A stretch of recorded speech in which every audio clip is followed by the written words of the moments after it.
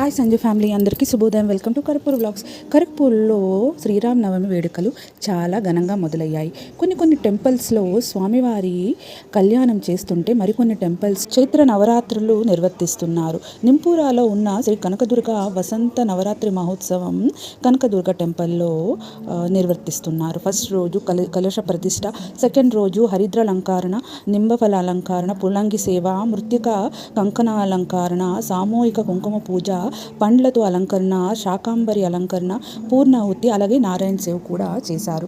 ఆ టెంపుల్ మొత్తం చాలా అందంగా డెకరేట్ చేశారు. వివిధ రకాలైన పువ్వులతో అలాగే లైటింగ్స్తో దేవాలయము చాలా అందంగా కళ్ళను మెరుమెట్ల గొలిపేలా ఉంది. అలాగే దేవి మాత్రము ఒక్కొక్క రోజు ఒక్కొక్క అలంకారంతో భక్తులను అలరిస్తూనే ఉన్నారు.